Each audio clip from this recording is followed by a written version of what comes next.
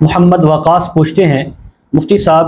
شیعہ کو غسل دینے کا کیا حکم ہے؟ اگر شیعہ کو غسل دینے والا کوئی شیعہ موجود نہ ہو تو مسلم سنی اس کو کیسے غسل دے؟ بھئی اس کے بارے میں مختصر سی بات ہے کہ اگر سنیوں کی آبادی میں کوئی اہل تشیع میں سے کوئی انسان سفر کر رہا تھا یا کسی کام کی غرض سے آیا ہے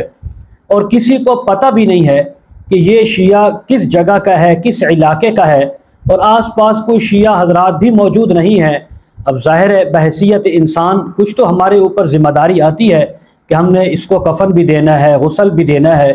تو اس کے بارے میں شریعت مطہرہ کا ایک مختصر سا حکم ہے کہ شیعہ کو اگر غسل دینے والا کوئی شیعہ موجود نہیں جو شیعہ مذہب کے مطابق اس کو غسل دے، تو سنی کے لیے یہ حکم ہے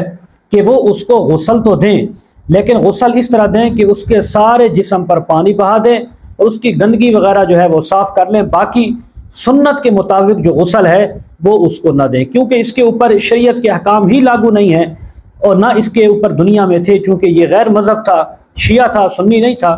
تو اس لیے اب اس کو صرف پانی سے اس کو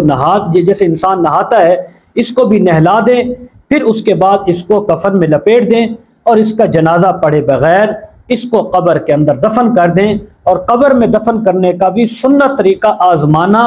اور وہ اپنانا ضروری نہیں ہے، بلکہ اس کو مٹی کا گڑھا کھود کر قبرستان میں یا قبرستان کے قریب کسی جگہ اس کو دفن کر دیں اور اس کو مٹی کے سپرد کر دیں۔ اب اس کا معاملہ اور اللہ رب العزت کا معاملہ ہے، وہ اس کے ساتھ جانے کیا ہوتا ہے، بس جو مسلمانوں کا سنیوں کا حق تھا وہ انہوں نے اپنی طرف سے ادا کر دیا ہے۔ اللہ تعالی ہم سب کو شریعت مطہرہ کو سمجھنے کی، عمل کرنے کی توفیق عطا فرمائے۔